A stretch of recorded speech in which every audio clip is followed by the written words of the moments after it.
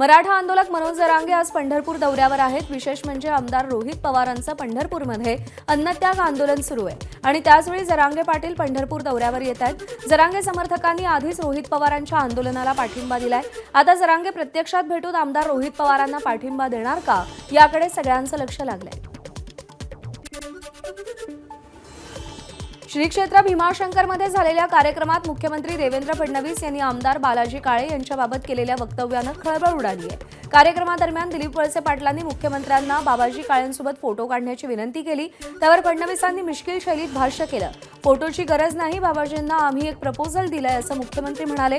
मात्र नेमकं कोणतं प्रपोजल याबाबत त्यांनी एक शब्दही उच्चारला नाही। विशेष म्हणजे बाबाजी काळे ठाकरेंच्या शिवसेनेतले पुण्यातले एकमेव आमदार आहेत, त्यामुळे फडणवीसांच्या या वक्तव्याला अधिक राजकीय महत्त्व प्राप्त झालंय।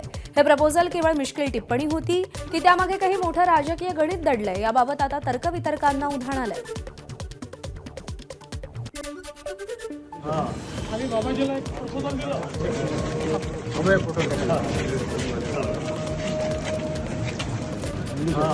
आम्ही बाबाजीला एक प्रपोजल दिलं।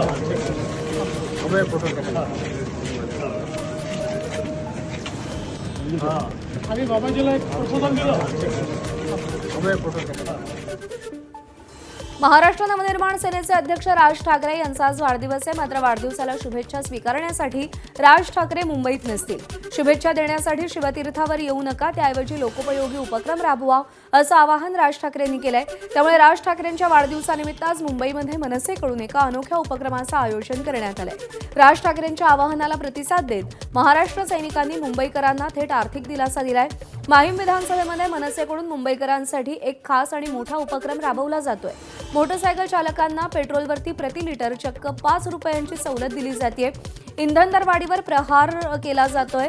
इंधन दरवाढीवर प्रहार, जनतेच्या खिशाला मनसे आधार या घोषणेखाली मनसेचा हा अनोखा उपक्रम मुंबईमध्ये तुफान चर्चेत आहे। दरम्यान आज सकाळी 9 वाजल्यापासून ते रात्री 9 वाजेपर्यंत ही सवलत दुचाकी चालकांना मिळणार आहे। अन्न आणि औषध प्रशासन विभागाचे आयुक्त तुकाराम मुंढेंनी कारवाईचा धडाकाच लावलाय। पुण्यातील स्वारगेट बस स्टॉपवरती असलेल्या सगळ्या दुकानांवरती एफडीएनं छापा टाकला। तुकाराम मुंढेंच्या टीमनं विविध दुकानांमध्ये पाहणी करून जोपर्यंत स्वच्छता होत नाही तोपर्यंत दुकान बंद ठेवण्याचे आदेश दिले। मान्सूनला विलंब होत असल्यानं जीवन प्राधिकरणानं अंबरनाथ आणि बदलापूरमध्ये पाणी कपात लागू करण्याचा निर्णय घेतलाय। बदलापूरमध्ये 15 जूनपासून आठवड्यातून एक दिवस चक्राकार पद्धतीनं पाणी बंद राहणार आहे। 15 जूनपासून 3 ऑगस्टपर्यंत ही चक्राकार पाणी कपात लागू राहील। सध्या बदलापूरला उल्हास नदीवरच्या बॅरेज बंधाऱ्यातून रोज 55 MLD पाणी पुरवठा होतो। उपलब्ध साठा ऑगस्टपर्यंत पुरवण्यासाठी पाणी कपातीचे वेळापत्रक जाहीर करण्यात आले। तर अंबरनाथ पूर्व भागामध्ये आधीच लागू असलेली 1 दिवसाची पाणी कपात वाढवून आठवड्यातून 2 दिवस केली जाणार आहे। अंबरनाथला विविध स्रोतांमधून रोज 84 दशलक्ष लिटर पाणी पुरवठा होतो। चिखलोली धरणातील जलसाठा खालावल्यानं 29 मे पासून दर शुक्रवारी पाणी बंद ठेवण्यात आलं होतं। आता मान्सून सक्रिय न झाल्यानं या धरणावरील ताण कमी करण्यासाठी अतिरिक्त कपात जाहीर करण्यात आली आहे। आता पाणी कपातीचा संपूर्ण भार केवळ चिखलोलीवर न टाकता MIDC कडून पाणी मिळणाऱ्या भागांवरही टाकला जाणार आहे। राज्यात यंदा एल निनोमुळे पावसावर मोठा परिणाम जाणवण्याची शक्यता आहे आणि ही बाब लक्षात घेऊन राज्य सरकारनं पिण्याच्या पाण्याच्या उपलब्धतेबाबत कठोर पावलं उचलली आहेत। 31 ऑगस्टपर्यंत राज्यात शहरी आणि ग्रामीण भागात अखंडित पिण्याच्या पाण्याचा पुरवठा सुनिश्चित करण्यासाठी धरणांमधील उपलब्ध जलसाठ्याला सर्वोच्च प्राधान्य देण्याचे निर्देश देण्यात आले। पिण्याच्या पाण्यासाठी राखीव ठेवलेल्या जलसाठ्याचा अन्य कोणत्याही कारणासाठी वापर करता येणार नाही। 31 ऑगस्टपर्यंत आवश्यक त्या प्रमाणात पाणी राखीव ठेवून त्याचा काटेकोर वापर करा अशा सूचना जिल्हा स्तरावरती देण्यात आल्या। सोबतच कृती आराखडा तयार करण्याच्या सूचनाही देण्यात आलेल्या आहेत। यावेळी बेकायदेशीर पाणी उपशाविरोधात विशेष मोहीम हाती घेतली जाणार आहे। तृणमूल काँग्रेसमध्ये बंडखोरीनंतर मोठे फेरबदल करण्यात आले। सुदीप बंडोपाध्याय, माला रॉय यांना कार्यकारिणीतून डच्चू मिळालाय। त्यांच्याऐवजी सौगत रॉय, ज्योतिप्रिय मलिक यांचा कार्यकारिणीमध्ये समावेश झालाय। सुदीप बंडोपाध्यायांऐवजी कुणाल घोष उत्तर कोलकाता अध्यक्ष झालेत। सायोनी घोष यांची तृणमूल युवा अध्यक्षपदावरून हकालपट्टी करण्यात आली आहे। सायोनी घोष यांच्याऐवजी अर्णब बॅनर्जी युथ अध्यक्ष झालेत। ममता बॅनर्जींच्या घरी पक्षाची हायव्होल्टेज बैठक झाली आणि त्यात हे निर्णय घेण्यात आले। सुखेंदू शेखर, सुष्मिता देव यांनीही सगळ्या पदांचा राजीनामा दिलाय, त्यामुळे ही 2 पदं रिक्त आहेत। तृणमूलच्या बैठकीत कुणाल घोष आणि अभिषेक बॅनर्जी यांच्यामध्ये वाद झाला. बैठकीत मोठे फेरबदल झाल्यावर दोन्ही नेत्यांमध्ये वादावादी झाली. या वादावेळी दोन्ही नेत्यांचे वाद कमालीचे वाढल्याची माहिती मिळतेय. संघटनात्मक फेरबदलांवरती कुणाल घोष यांनी नापसंती व्यक्त केल्याची माहिती आहे. मुंबईच्या एअर इंडिया इमारतीचा ताबा राज्य सरकारकडे आल्यानंतर आता इमारतीला नवी झळाळी दिली जाणार आहे. इमारतीच्या नूतनीकरणासाठी 181 कोटींचा निधी मंजूर करण्यात आलाय. या कामांसाठी 6 महिन्याची मुदतही देण्यात आली आणि त्यानंतर 6 महिन्यात इथे राज्याच्या विविध विभागांची कार्यालयं सुरू होणार आहेत. नूतनीकरण आणि विद्युतीकरणाच्या कामाची जबाबदारी सार्वजनिक बांधकाम विभागाकडे सोपवली आहे. त्यासाठी विभागानं तयार केलेल्या अंदाजपत्रकास प्रशासकीय मान्यता मिळून वित्त विभागानं निधी मंजूर केल्याची माहिती सार्वजनिक बांधकाम विभागाचे सचिव आबासाहेब नागरगोजे यांनी दिली आहे.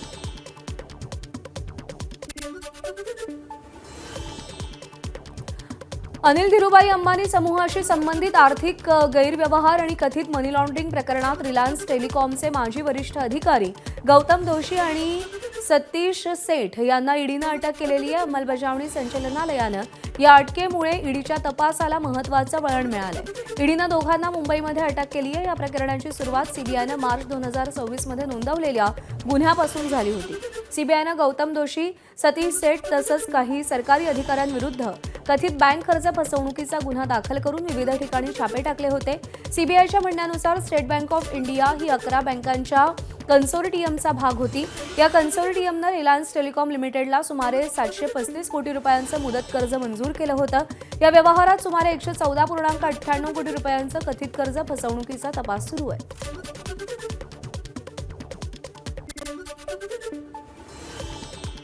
पुणे रेल्वे स्थानकावर आज 9 तासांचा मेगा ब्लॉक. सकाळी 8 वाजता सुरू झालेला मेगा ब्लॉक संध्याकाळी 5 पर्यंत सुरू राहील. ब्लॉक दरम्यान फलाट क्रमांक 3 आणि 4 पूर्णतः बंद असतील. 2 फलाट उपलब्ध नसल्यानं अनेक गाड्या रद्द करण्यात आल्यात. प्रवाशांना माहितीसाठी 139 टोल फ्री क्रमांक उपलब्ध करून देण्यात आलेला आहे. जळगावच्या भुलाने गावातील गोपाळ कोळी यांच्या घराला शॉर्ट सर्किटमुळे आग लागली आणि या आगीमध्ये त्यांच्या घरातलं संसारोपयोगी साहित्य जळून खाक झालं. गोपाळ कोळी यांचा संसार आगीमुळे उघड्यावर पडल्याची माहिती मंत्री गुलाबराव पाटील यांना मिळाली आणि त्यानंतर भुलाने गावात जाऊन त्यांनी गोपाळ कोळींच्या कुटुंबियांची भेट घेतली. पुढच्या 3 दिवसात घरकुल मंजूर करून देण्याचं आश्वासन कोळी यांना दिलं. तसंच जळून खाक झालेलं संसारोपयोगी साहित्य नव्यानं घेऊन दिल्यानं या कुटुंबाला मोठा दिलासा मिळालाय. एकदम गरीब परिवार आहे आणि त्यांच्या परिवारामध्ये हे भयानक मोठं नुकसान झालेलं आहे. पहिलेच ते पत्र्याच्या घरामध्ये राहतात आणि मोलमजुरी करून उदरनिर्वाह करणारा हा कुटुंब आहे. सरकार केव्हा पोचेल याच्यापेक्षा आपण सरकारचे प्रतिनिधी म्हणून लवकर पोचलं पाहिजे. म्हणून आम्ही हे या ठिकाणी पूर्ण संसाराचा सामान त्यांचा आणण्याचा प्रयत्न केलेला आहे. घरकुल त्यांचं मी लवकरात लवकर शासनाकडनं मंजूर करणारच आहेत. सिमेंट ब्रेक त्याला म्हणतात, त्या पत्राचं घर आपण लगेच त्यांचं उभं करू आणि या पावसाळ्यामध्ये ते त्यांच्या घरामध्ये राहतील अशा पद्धतीची आम्ही तयारी केलेली आहे. सिंधुदुर्गातील मालवण धुरीवाडा इथं ऑटो गॅरेजच्या ठिकाणी दुरुस्तीसाठी ठेवलेल्या 15 दुचाकी आणि 1 कार जळून खाक झाली. शॉर्ट सर्किटमुळे आग लागल्याचा प्राथमिक अंदाज. आग लागल्यानंतर स्थानिकांनी आग विझवण्याचे प्रयत्न केले आणि त्यानंतर नगरपालिकेच्या अग्निशमन दलानं आगीवरती नियंत्रण मिळवलं. मात्र तोपर्यंत सगळ्या गाड्या जळून खाक झाल्या होत्या. काल 10-10:30च्या आसपास शॉर्ट सर्किटमुळे आग लागली. तुमच्या घरी जेव्हा फोन आला तोपर्यंत 10:30 वाजले होते. तरी ते आल्यानंतर कळलं की पूर्ण पेट घेतलेली आहे आणि लाईट नसल्यामुळे आणि अग्निशमनचा बंब नसल्यामुळे हे झालं थोडा उजेड लागली.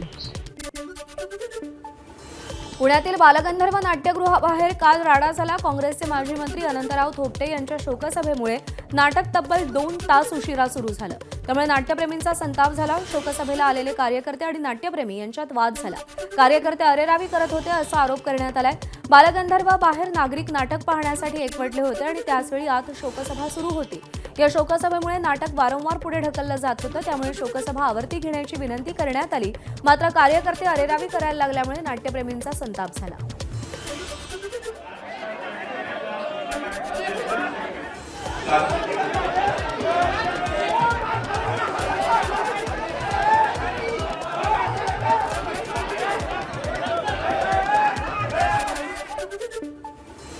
पुण्याच्या पुण्याच्या विमाननगर येथील फिनिक्स मॉलमध्ये शुक्रवारी संध्याकाळी कॉकटेल 2 चित्रपटाच्या म्युझिक लॉन्च कार्यक्रमात प्रचंड गर्दी उसळल्यानं मोठा गोंधळ झाला.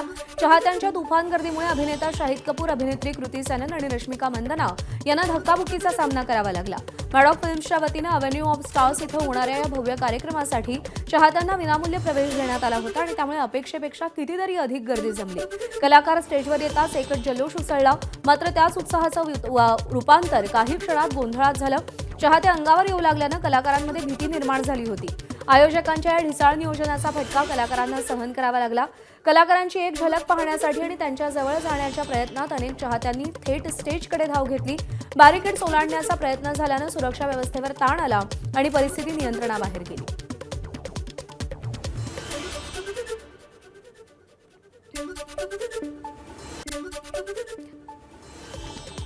जळगाव विधान परिषदेच्या निवडणुकीतून शिवसेनेच्या बंडखोर उमेदवार रेश्मा काळेंनी माघार घेतली आणि त्यानंतर भाजपचे उमेदवार नंदकिशोर महाजन यांनी काळेंचे आभार मानले. तसंच त्यांनी त्यांच्या उमेदवारीबाबतही भाष्य केलंय. आपली उमेदवारी दिल्लीतून नाही तर स्थानिक पातळीवर केलेल्या कामाच्या अहवालामुळे निश्चित झाल्याचं महाजन म्हणाले. तसंच महाविकास आघाडीच्या उमेदवाराचं आपल्यासमोर कोणतंही आव्हान नाही असा दावाही त्यांनी केलाय. काय सांगाल नंदकिशोरची रेश्मा काळे यांनी माघार घेतलेली 4-5 दिवसपर्यंत तणाव बघायला मिळाला होता. मला या ठिकाणी पाठिंबा त्यांनी माघार घेऊन पाठिंबा त्यांनी मला या ठिकाणी दर्शवला आहे. त्याबद्दल मी त्यांचे खूप खूप मनापासून या ठिकाणी आभार मानतो. नंदकिशोरची एक शिवसेनेत नाराजी देखील बघायला मिळते, कारण जागा शिवसेनेला मिळेल असं सांगितलं जात होतं. काही वेळेला प्रताप पाटील यांच्या उमेदवारीबद्दल चर्चा होती, मात्र ते सगळं होऊ शकलं नाही. तुम्ही थेट दिल्लीहून फिल्डिंग होऊन आल्याचं सांगितलं जातं. तुमच्या मीडियाच्या माध्यमातूनच मी या गोष्टी ऐकत असतो. अशी कुठून दिल्लीवरून कुठून फिल्डिंग लागत नाही. मी संघटनेत खूप वर्षापासून काम करतो आहे आणि संघटनेतून जिल्ह्यातून जो रिपोर्ट जाईल त्याच्यावरतीच त्या ठिकाणी उमेदवारी जाहीर होत असते. आमचे नेते आदरणीय गिरीश भाऊ महाजन असतील किंवा सर्वच पदाधिकारी असतील, सर्व आमदार असतील, यांनी त्या ठिकाणी माझ्या नावाची शिफारस केली असेल. महाविकास आघाडीचे उमेदवार म्हणतात की शिवसेना भाजपमध्ये महायुती जी काही खतखत आहे ती आपल्याला फायदेशीर ठरेल. एक अदृश्य शक्ती त्यांच्या पाठीशी, ती त्यांना विजय देईल असं सांगितलं. आता महाविकास आघाडीचे उमेदवार काय म्हणतात त्याबद्दल तर मला काही बोलायचं नाही, कारण माझ्यासमोर काही त्यांचा विषयच या ठिकाणी नाही. त्यांचं आव्हान माझ्यासमोर नाही. तर 100% विजय मिळेल असं वाटतं. 100% माझा विजय. तर हे होते नंदकिशोर महाजन. आपला विजय हा 100% होणार असल्याची प्रतिक्रिया नंदकिशोर महाजन यांनी आपल्याकडे दिली. चंद्रशेखर नेबे, ABP माझा, जळगाव. जळगाव विधान परिषद निवडणुकीमध्ये बंडखोर रेश्मा काळे यांनी माघार घेतल्यानंतर महायुतीचे उमेदवार नंदकिशोर महाजन यांचा रस्ता मोकळा झाला. मात्र त्यांच्यासमोर महाविकास आघाडीचे शरद तायडे आणि अपक्ष उमेदवार अनिल चौधरी यांचं मोठं आव्हान आहे आणि त्यातच हे दोन्ही उमेदवार आपल्या संपर्कात आहेत असा दावा मंत्री गिरीश महाजन यांनी केलाय. पण अपक्ष उमेदवार अनिल चौधरी यांनी हा दावा फेटाळलाय. मी गिरीश महाजन यांच्या संपर्कात नाही असं चौधरी म्हणाले. तसंच रेश्मा काळेंप्रमाणे मी माघार घेणार नाही, मी उमेदवारीवर ठाम आहे असंही ते म्हणाले. अनिल चौधरी आपल्यासोबत आहेत. अनिल दादा, काय सांगाल? भाऊंचं एक वक्तव्य आहे की रेश्मा काळे यांनी माघारी घेतल्यानंतर तुम्ही देखील त्यांच्या संपर्कात माघार घेणार आहात. तुम्ही? नाही, माघार मी घेणार नाही आहे. आणि भाऊंनी सांगितलं की बुवा ते माझ्या संपर्कात आहे. मी भाऊंच्या संपर्कात मुळीच नाही. भाऊंचा संपर्क मला जेव्हा झाला होता, जेव्हा फॉर्म मागे घ्यायचा होता, तेव्हा मला भाऊंनी फोन केला होता आणि तेव्हा मला सांगितलं होतं फॉर्म मागे घ्यायचं. मी तेव्हा भाऊंना सांगितलं नाही, भाऊ माझी लढण्याची इच्छा आहे आणि मी लढणार आहे. मला पाठिंबा खूप मोठ्या प्रमाणात लोकांचा पाठिंबा आहे, नगरसेवकांचा पाठिंबा आहे, त्याच्यामुळे मी लढणार आहे. दुसरीकडे नंदकिशोर महाजन यांनी म्हटलं की अनिल चौधरी माझ्या स्पर्धेत देखील नाही. तुम्हाला काय वाटतं? नंदकुमार महाजन यांनी केव्हा म्हटलं अनिल चौधरी स्पर्धेत नाही? ते आता म्हटलं. जेव्हा सुरुवात झाली तेव्हाच बोललो होतो की नंदकुमार महाजन यांना नगरपालिकेचा अनुभव नाही. लगेच मला दुसऱ्या दिवशी उत्तर द्यायला पाहिजे होते. त्यांनी 8 दिवसानंतर उत्तर दिलं. ते उत्तर केव्हा दिलं? जेव्हा शिवसेनेने पाठिंबा दर्शवला. या सगळ्यामध्ये विजयाचा किती विश्वास आहे? कारण आता हे चौरंगीवरून तिरंगी लढत आलेली आणि अपक्ष तुम्ही एकटे आहात. हे तिरंगी लढतच नाही आहे, हे 2 जणांचीच लढत आहे, नंदू महाजन आणि मी. कारण की शरद तर माझा मित्रच आहे, पण मग त्याची ॲक्टिव्हिटीज वाढत नाही आहे. त्याची जर ॲक्टिव्हिटीज वाढली असती तर मला वाटलं असतं तिरंगी लढत आहे, त्यानेही वाढवावी आणि तिरंगी लढत करावा. महायुतीमध्ये जी काही खतखत आहे त्याचा आपल्याला फायदा होईल आणि आपला विजय निश्चित होईल असा दावा अनिल चौधरींनी आता केला आहे. चंद्रशेखर नेबे, ABP माझा, जळगाव. भाजप आमदार गोपीचंद पडळकर यांनी शेरोशहरीतून राष्ट्रवादीचे नेते जयंत पाटील यांना पुन्हा डिवचलंय. 15 वर्षांची ममताची सत्ता उलथवली, मग एका आमदाराचं टेन्शन का घेता असं म्हणत ईश्वरपूरमध्ये गोपीचंद पडळकर यांनी जयंत पाटील यांचं नाव न घेता त्यांची सत्ता उलथवून टाकण्याचं आवाहन केलंय आणि यावेळी त्यांनी शेरोशायरी केली. आज इकडे यायचं म्हटलं तर बरेच सगळे म्हणजे अरे गोपीचंद बऱ्याच दिवसांनी येतोय. मैंने बोला था ना, एंट्री लेट होगी लेकिन ग्रेट होगी. जिंदगी जीते हैं हम शान से, जिंदगी जीते हैं हम शान से, तभी तो दुश्मन जलते हैं हमारे नाम से. अरे ममता बॅनर्जीची 15 वर्षाची सत्ता, ती कुणाला जुमानत नव्हती सत्ता. आज ती सत्ता राहिली का? विचार करा, ममताची सत्ता जाऊ शकते, एका साध्या आमदाराला तुम्ही कशासाठी टेन्शन घेताय?